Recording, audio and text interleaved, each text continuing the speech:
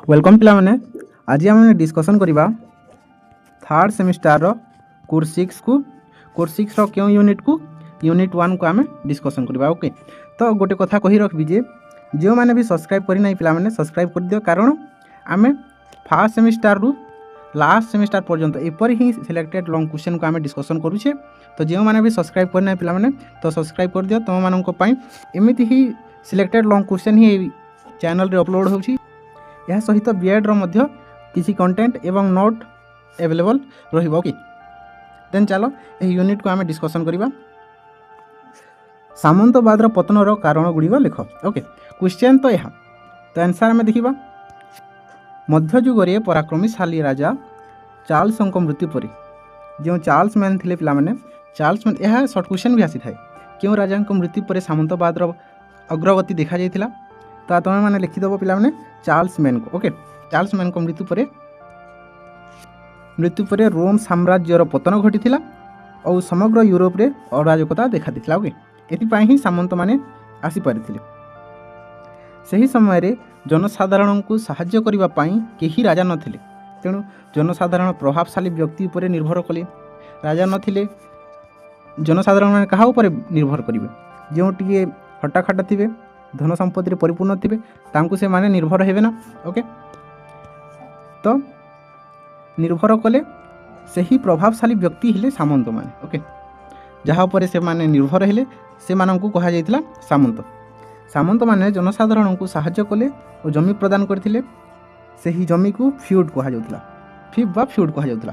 तो यह भी शॉर्ट क्वेश्चन कौन शॉर्ट क्वेश्चन हेबो, जमी प्रदान करथिले जो सामंत माने जनसाधारण को जो साहाय्य आकार रे जमी को दान करुथिले पिलाने सही जमी को कौन कहा जाउतिला फ्यूड कहा जाउतिला। सेतिपाही यार नाम दिया जाइतिला फ्यूडालिज्म। सामंतवाद रो इंग्लिश रो नाम कौन फ्यूडालिज्म। ओके, फ्यूडालिज्म। सामंतवाद प्रथा विभिन्न कारण द्वारा पतन होइतिला। तो तुम मैंने भावुथबो सामंत माने ठीक तो थिले जनसाधारण को साहाय्य करुथिले, एमिति कोन हैला जे सामंत मानकर पतन घटितिला, क्यों कारण जो सामंत मानकर पतन घटितिला। तो आमे ताहाको देखिबा। ओके, तो तार कारण मान शक्तिशाली राजतंत्र अभ्युदय हैला, जनसाधारण मानक विरोध कले से मानक सामंतवादी मनोभाव, शिल्प वाणिज्यर अभिवृद्धि, शहरीकरण हैला, सामरिक श्रेणी विलय घटिला, आउ सेनाबाहिनी आविर्भाव हैला, आउ कोन गोला बारूदर व्यवहार करागला, शिक्षित श्रेणी आविर्भाव हैला, ख्रीष्टियान गिर्जार प्रभाव विस्तार हैला, महामारी रोग, कृषि श्रमिकर अभाव। तो आम देखा गोटे गोटे कर। ओके, शक्तिशाली राजतंत्र अभ्युदय। चार्ल्स मैन को मृत्यु पर ही तो सामंतवाद आसीला ना पिलाने। तो जिते बेले पुणी किंग माने सर्वश्रेष्ठ हो शक्तिशाली हो शक्ति तो आपे आप घटी। ओके, यूरोप रे राजा माने दुर्बल थिले, सेमानकर दुर्बलतार सुजोग नहीं सामंत माने निजर अधिपत्य विस्तार करथिले ना, सामंत प्रथा प्रचलन कले। किंतु पंचदश शताब्दी बेलू इंग्लैंड राजा पंचम और अष्टम हेनरी स्पेन राजा निज राज्य को शांति श्रृंखला रखी। ओके, आउ शांति श्रृंखला रखी कौन पिला माने प्रजा मान को साहाय्य कले, यह फल सामंतवाद पतन होते। ओके, बुझीपार। देन सेकेंड कारण जनसाधारण तांको विरोध। सामंतवाद प्रथा प्रचलन हेबा फल जनसाधारण माने बहु शोषण होउथिले। किपरि सामंत माने तो तांको हेल्प करथिले ना, तो किपरि एही जनसाधारण माने शोषण होउथिले। तो ताहा देखिबा कृषक मानकर जमी रे निजर कौनसी अधिकार नथिला, पुणी सेमानंकु बिना वेतन रे कृषि संपादन कराउथिले। जे सामंत माने थिले पिला माने कृषक मानंकु जे जमी देउथिले से जमी तो एई सामंत मानक थिला। तो जमी भी सामंत मानक थिला एवं एमाने बिना मजूरी रे मध्ये एई जमी रे काम करथिले। ओके, आ कोन कृषक मानकर जमी रे निजर कौनसी अधिकार नथिला, पुणी से माने बिना वेतन रे कृषि कार्य संपादन करथिले। ओके, यह फल रे कृषक मानकर अवस्था बहु शोचनीय होइथिला। ऑब्वियसली कथा। आ कोन परवर्ती समय रे जेते बेले राजा मानकर अभ्युदय घटितिला बेला माने सेते बेले उभय राजा और जनसाधारण माने मिसी सामंत मानक विरोध में विद्रोह करथिले, यह फल रे सामंतवाद पतन होइतिला। तो थर्ड कारण देखिबा सामंतवादी मनोभाव। सामंतवाद पतन मुख्य कारण रूपे विवेचित करा जाउथिला। ओके, जेपरिक से निजक सामंत बोली कहूतिले, କିନ୍ତୁ ଜନସାଧାରଣମାନଙ୍କର ସମସ୍ୟାର ସମାଧାନ କରୁନଥିଲେ। ସାମନ୍ତମାନେ ତ ସମାଧାନ କରନ୍ତି, କିନ୍ତୁ ଏମାନେ ଜନସାଧାରଣମାନଙ୍କ ସମାଧାନ କରୁନଥିଲେ। ଓକେ, ତାଙ୍କ ସମସ୍ୟାକୁ ସମାଧାନ କରୁନଥିଲେ। ଏଥିପାଇଁ ସାମନ୍ତବାଦ ବିରୋଧରେ ଲୋକମାନେ ବହୁ ବିଦ୍ରୋହ କରିଥିଲେ। କେଉଁ ବିଦ୍ରୋହ କରିଥିଲେ? ଗ୍ରାଣ୍ଡ ଜେକୋରି ବିଦ୍ରୋହ 1800। ଏହା ସର୍ଟ କ୍ୱେଶ୍ଚନ୍ ପିଲାମାନେ। ଗ୍ରାଣ୍ଡ ଜେକୋରି ବିଦ୍ରୋହ କେବେ ହୋଇଥିଲା? 1885। ଇଂଲଣ୍ଡର କୃଷକ ବିଦ୍ରୋହ, ଏହା କ୍ୱେଶ୍ଚନ୍ ଆସିଥାଏ 1381। ଓକେ, ଦେନ୍ ଫୋର୍ଥ କାରଣ, ଶିଳ୍ପ ଓ ବାଣିଜ୍ୟର ଅଭିବୃଦ୍ଧି।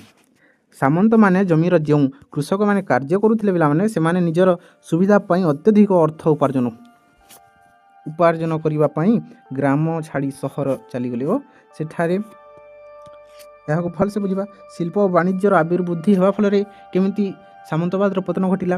ତ ସାମନ୍ତମାନେ କୃଷକମାନଙ୍କୁ ବା ଜନସାଧାରଣମାନଙ୍କୁ ଜମି ଦେଉଥିଲେ ଓ ଏହି ଜମିରେ ବିନା ମଜୁରୀରେ ବା ବିନା ତନଖାରେ କାମ କରିବା ପାଇଁ ବାଧ୍ୟ କରୁଥିଲେ। ତ ଲୋକମାନେ ଯେତେବେଳେ ଶିଳ୍ପ ଓ ବାଣିଜ୍ୟର ଅଭିବୃଦ୍ଧି ହେଲା ପିଲାମାନେ, ସେମାନେ ଏହି ଜମିରେ କାହିଁକି କୃଷି କାର୍ଯ୍ୟ କରିବେ? ବିନା ମଜୁରୀରେ କାହିଁକି କୃଷି କାର୍ଯ୍ୟ କରିବେ? ତ ସେମାନେ ଯେତେବେଳେ ଶିଳ୍ପ ବୃଦ୍ଧି ହୋଇଥିଲା ପିଲାମାନେ, କୃଷକମାନେ କାର୍ଯ୍ୟ କରୁଥିଲେ ଆଉ ନିଜର ସୁବିଧା ପାଇଁ, ଯେତେବେଳେ ଶିଳ୍ପ ବାଣିଜ୍ୟର ଆବିର୍ବୃଦ୍ଧି ହେଲା, ନିଜର ସୁବିଧା ପାଇଁ ଅତ୍ୟଧିକ ଅର୍ଥ, ଯେଉଁ ଜମିରେ କାର୍ଯ୍ୟ କରୁଥିଲେ ସେଥିରେ ବିନା ମଜୁରୀରେ କାମ କରିବା ପାଇଁ ପଡ଼ୁଥିଲା। ତ ଅତ୍ୟଧିକ ଅର୍ଥ ଉପାର୍ଜନ କରିବା ପାଇଁ ଗ୍ରାମ ଛାଡ଼ି ସହରରେ ଚାଲିଗଲେ। ଓକେ, ଓ ସେଠାରେ ବଡ଼ ବଡ଼ କାରଖାନାରେ ନିଯୁକ୍ତି ହୋଇଥିଲେ ଆଉ ସେଠାରେ କାର୍ଯ୍ୟ କଲେ। ଏହା ଫଳରେ ସାମନ୍ତବାଦର ପତନ ଘଟିଥିଲା। ଓକେ, ନେକ୍ସଟ କାରଣ, ସହରୀକରଣ।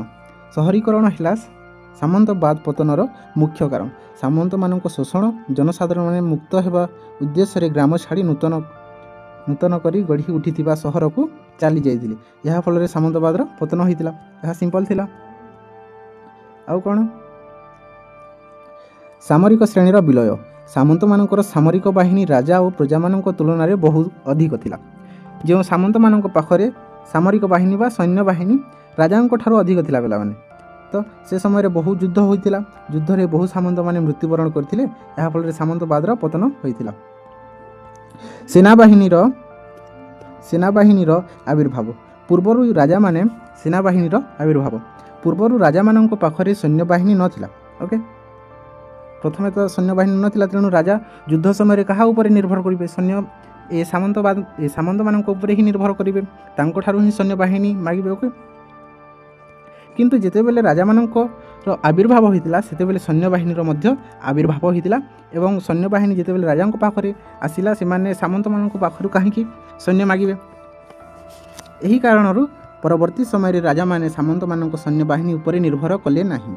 ଏହା ଫଳରେ ସାମନ୍ତବାଦର ପତନ ହୋଇଥିଲା। ଓକେ, ନେକ୍ସଟ କାରଣ, ଗୋଲା ବାରୁଦର ବ୍ୟବହାର। ସାମନ୍ତମାନଙ୍କର ମୁଖ୍ୟ ପ୍ରତୀକ ଥିଲା ଦୁର୍ଗ। ଏହା ସର୍ଟ କ୍ୱେଶ୍ଚନ୍ ପିଲାମାନେ। ସାମନ୍ତମାନଙ୍କର ମୁଖ୍ୟ ପ୍ରତୀକ କ'ଣ ବୋଲି କ୍ୱେଶ୍ଚନ୍ ଆସିଥାଏ, ତ ତୁମେ ଲେଖିବ ଦୁର୍ଗ ବା ଫୋର୍ଟ।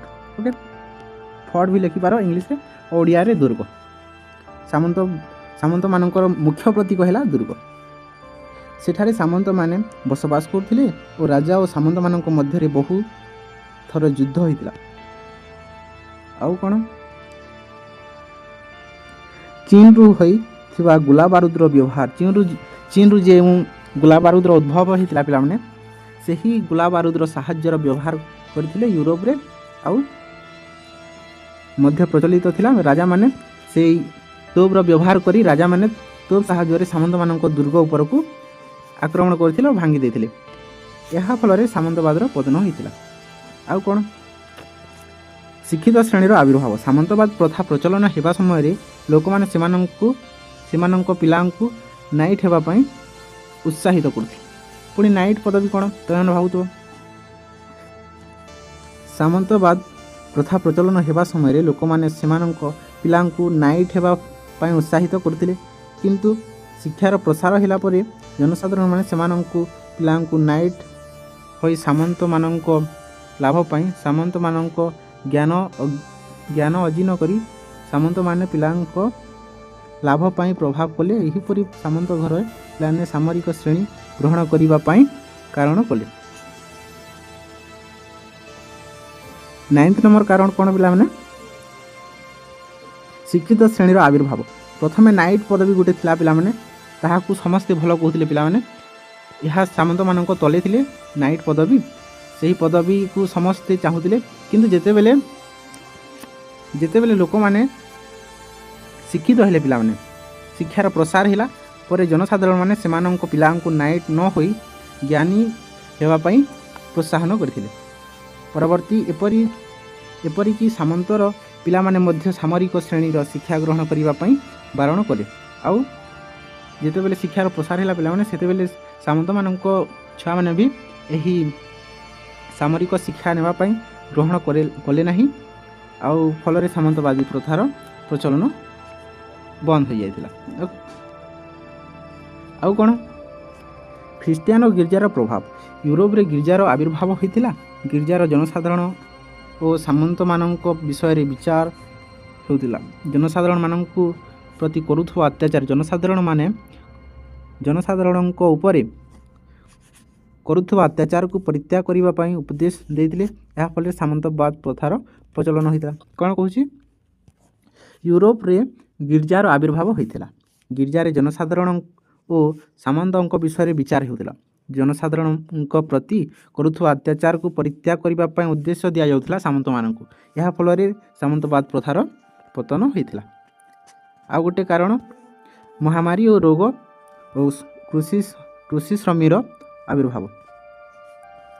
1348 ମସିହାରେ ୟୁରୋପରେ ଦେଖାଦେଇଥିଲା ପ୍ଲେଗ୍ ରୋଗ।